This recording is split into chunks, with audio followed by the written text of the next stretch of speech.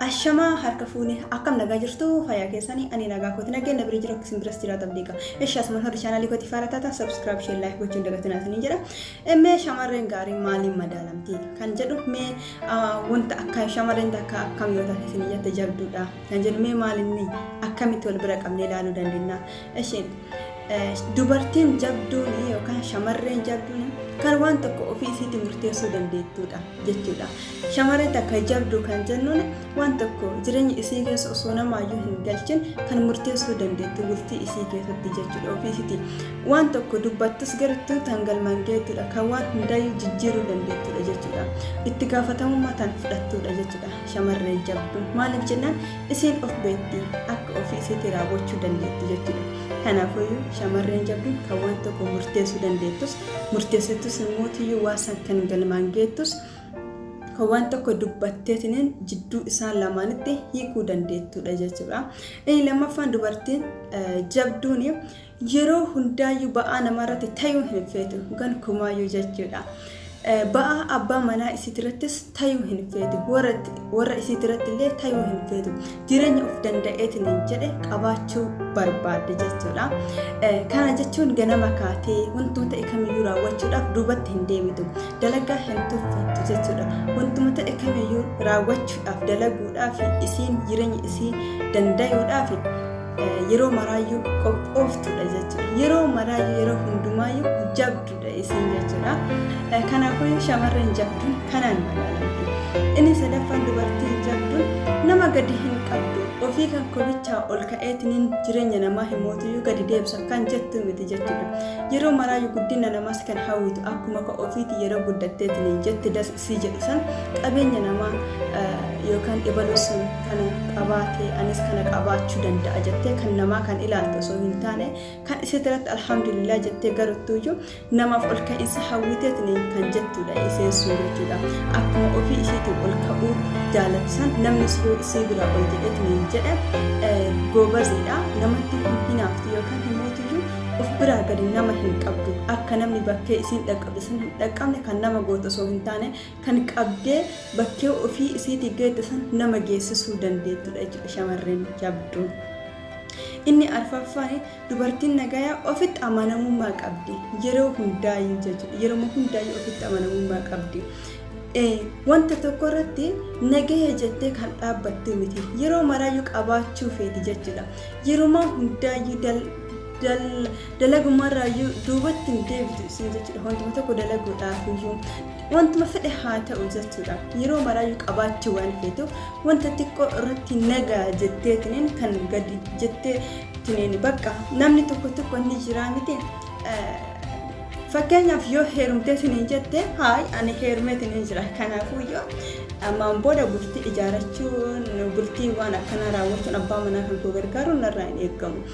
Wanta hundaa inni mootiyyuu qopheesseetiniin fiduu qabaata malee ani maaliif kan jettu jiraachuu danda'a.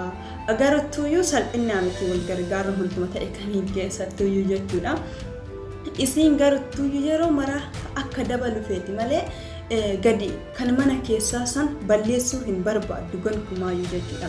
Alaa fiduu barbaaddi malee alaa mana isii keessatti galchuu barbaaddi malee kan mana keessaa san gadi baasteetiniin bibittineessuu yookaan bukunkuu gochuu hin barbaaddu jechuudha. Yeroo maraayyuu akka qabaatan feeti jechuudha. Yeroo maraayyuu wanta xiqqoo irratti nagahee lakkii ani hin barbaadu amma immaa ciiseetiniin jiraachuudha qabaadha kan jettuu miti. Ofirra dabarsiteetiniin kan namaaf kennituudha jechuudha dubartiin jabduuni. Kanaafuu isin hoo kanneen keessaa shamarreetami laata kan namaaf akkanatti bootaa laattaniitiin abbaa manaa keessan irratti ba'aa ta'uu dhabdaniitiin jettanii mee of qoradhaa isin darajaa kamiin keessa jirtan laata. Inni shanaffaan dubartiin nagaha kan malkii isiitiin boontuu miti jechuudha. Kan wanta dhumurratti abdii kaayyattuu miti. Fakkeenyaaf malkiin an qabu kun boru qaayyaramuu danda'a. dubartiin jabduun kan malki isiitiin boontu miti. Dubartiin jabduu yeroo maraayyuu kan maaninati yookaan immoo beekumsa ofii isiitii uumamaan rabbiin kenneefitti gammaddeetiniin kan isaan boontudha jechuudha. Waan ofii isiitii gooteetiniin harkaan argatte malee waan uumamaan kennameefin kan boontu miti. Inumaayyuu jechuudha. Nama waan uumamaan rabbiin kenneefitti amanuu miti isiin. Waan badutti waan amanuu miti. Garuttuyyuu kan isiin itti amanteetiniin jettu waan qabdu waan harki isiitiin dalaydee fidde yookaan immoo beekumsa isiin argatteetiniin jette akka jabduu taateetiniin jette yeroo maraa of dinqisiifatti. Garuttuyyuu bareedumsaan ani bareedumsaan qaba jettee nama of jajuu miti jechuudha. Shamarreen gariin bareedumsa waan qaban qofaa fi wanta maraayyuu booji'anii waan jiraachuu danda'an se'u. Bareedumsa qabaattus amalli kan kee yoo gaarii hin ta'in wanta akkasii gochuu hin danda'u jechuudha. Garuu shamarreen jabduun shamarreen keerii qabdu yeroo maraayyuu malki isiitiin kan boontu miti. Kana gon isiin malkii qofa osoo hin taane wantuma ta'e kamiratti wanta badutti wanta baduuf jecha kan boonu miti jechuudha. Isiin ni beekti waan ta'eef hin jedhee fi akka wanti suni badu wanta uumamaan kennameef irrattis inumaayyuu hin boontu jechuudha. Uumamaan jechuun immoo bareedumsaan qabu kan ofii kan kooti inumaayyuu hin dalaganne jechuudha. Rabbi malee kan naaf kenneetiin jedhe ani inumaayyuu eenyumaallee naaf dalaguu hin danda'u anillee ofii kan kootii dalagachuu hin danda'u. Garuttuyyuu beekumsa sammuu kan koo keessaa saa ta'uu yaada kan koos guddisuu haa ta'u ofitti amanamummaa kan koos haa ta'u haala dalagaa kan kooti irratti haa ta'u kanneen anatuyyuu ofii kan kootii jabaate of jabeessuu danda'a jechuudha. Kanneen ofitti boonuun ni danda'ama. Garuttuyyuu malkii ofiitiin boonuun hin dandeettu jechuudha. Shamarreen jabduun akkanaan ibsamti. Inni jahaffaan dubartiin jabduun nama biraa fakkaattee jiraachuu gonkumaayyuu hin feetu. Gonkumaayyuu nama biraa fakkaattee jiraachuu hin feetu jireenya isii keessatti. Jireenya mataa isii ta'eetiin jette yookaan ani akka eebaluu osoo uffadheetiin ta'eetiin jedhe hin jettu jechuudha. Hiriyoota isiitti kan miqqanyitu miti yeroo isaan uffataniitiin jedhan akka isaanii ta'aa osoo hin taane akka ofiitti uffattee nama deemuu barbaadudha jechuudha. Dubartii jabduu jechuun kan ofii isiitti of taatee jiraattuudha malee kan nama biraa taatee jiraachuu barbaaddu miti. Kanaafuyyuu isin hoo laata of taatanii jiraataatiin jirtamoo kamiin keessa jirtammee? Kanaafuyyuu shamarreen nagayaa kanaan beekamti. Kanaafuyyuu ofitti amanamummaa kan qabdudha jechuudha. Shamarreen nagayaa yeroo hundaayyuu waan tokko hin raawwadhu hojjetteef jette kan duubatti deebitu miti wanta san hanga galmaan geetti. Shamarreen nagayaa kan yeroo maraa onneen isii qulqulluu ta'eetiin jedha dhiira tokko kan caaltuudha jechuudha. Sunis haala biraatiin osoo hin taane haala attasaasabii yookaan assaaba isiitiin jechuudha. Waan kana raawwachuu qabaadha hojjetteef jette inumaayyuu wantummaan fedhe kumuyyuu kan duubatti isii deebisuu danda'u miti ni raawwatti malee. Waadaa namaaf seentuuyyuu waadaa sanuu galmaan geette shamarreen jabduun. Maaliif jennaan dhiiraaf waan uffateef waan dubbateef saala jedhan.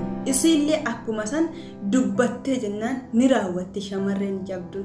Maaliif isiilleen akka dhiiraatti salfatte waan jettisan waan waadaa galteetiin jette gonkumaayyuu duubatti hin deebitu raawwatu irraayi. Dhabuuttis hin gadditu shamarreen jabduun argatuttis mootuyyuu. Homa takkaayyuu argattus isiif gammachuu dhabdus himootuyyuu akka deebitee argattu yeroo maraayyuu isiin abdii ofirra keessanii jiraatti jechuudha. Kanaafuyyuu meeqa keessattuyyuu nama biraa fakkaatee jiraachuu jaalata jechuudha. Akka qabxii jahaffaa irratti kaasetti dubartiin jabduun nama biraa fakkaattee jiraachuu hin feetu of taati.